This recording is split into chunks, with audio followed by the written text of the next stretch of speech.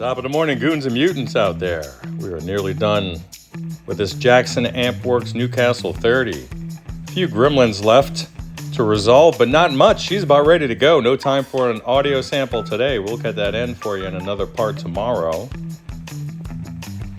I do appreciate you guys following along. Don't forget to like, subscribe, share if you like the thing. Otherwise, bye.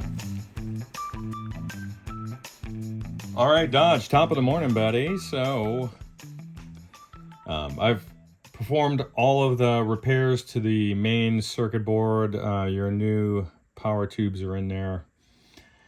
And here's what I'm up against.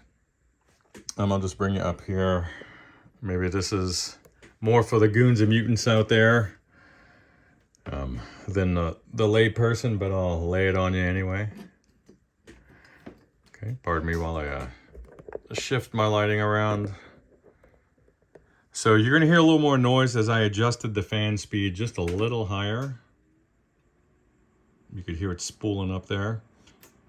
Now, what you're going to be seeing here on the Agilent display, I am monitoring the bias current. Oh, and that's actually an open jack there. So you're going to hear that.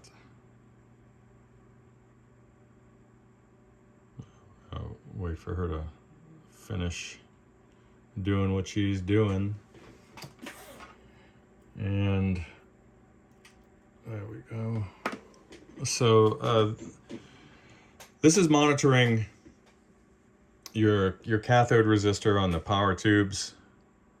Your plate voltage is around 360. Your screens are sitting at I would say like a relatively cooler voltage of around 345-ish.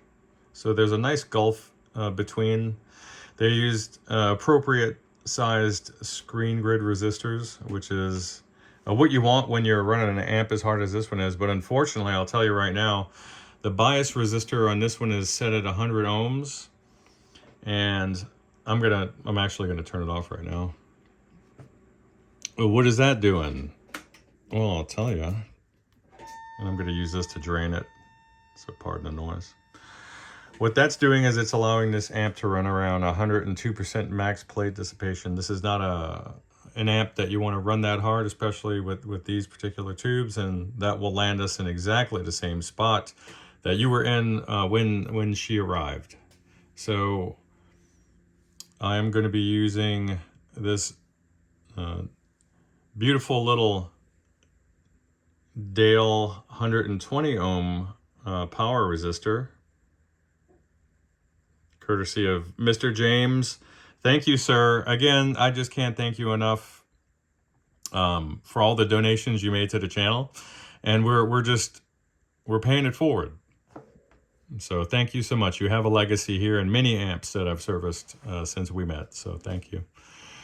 That should cool it down to a more appropriate 85 to 90% range, according to some, bar napkin math. And that's kind of what I'm looking to do here. This is your favorite recording amp. So I almost felt a little uneasy about increasing the fan speed because I don't want there to be any additional noise on the recording that your engineer is going to have to scrub out.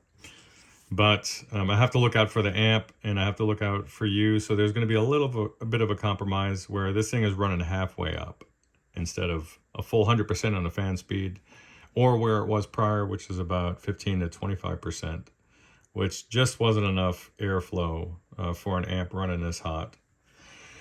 So having said all that, I'm going to go ahead and replace this little guy over here. Why are we not focused? Gosh, did you see that? You see the upper resistor? These two, God, don't shock yourself. This guy right here, I'm going to be changing that over to a 120 ohm unit. All right, here we go with that resistor removed. 82 ohms. That's nuclear meltdown in this amp, buddy. All right, she's all crimped out and pimped out, ready to get in that board. There she is. Healthy little bit of an air gap there. Much nicer quality resistor than that Zycon, which is not bad. So got a little more to do. Just for a quick overview, I had to repair a ton of solder joints around the tube sockets and some of the larger components here.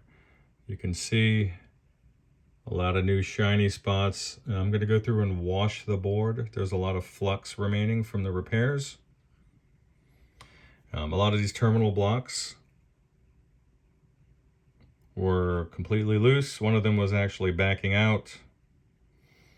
All of your existing resistors and caps tested out great. You had some noisy pots there. Your power scaling is working. Your pilot lamp had actually burned up and then separated from the base. So extracting it wasn't that big of a deal, but it was a little challenging, but kind of fun at the same time. There's the base. So we have your new power tubes in. The time is now, well, it's time for me to go and deliver an amp to a customer. They want to come back. We'll do a quick voltage check and then hopefully a sound test. Bye. All right, this is excellent. We are down to 90% max plate dissipation, which I'm happy for this amp. And then if you want to check out your power scaling again, here's the plate voltage. Now take a look. I'm going to start bringing her down. Let's see how low she goes. Down to 31 volts on the plates, then all the way back up to about 360. Beautiful. Pardon me. And that's it, man. When I get back, I will do a quick sound check for you. Bye.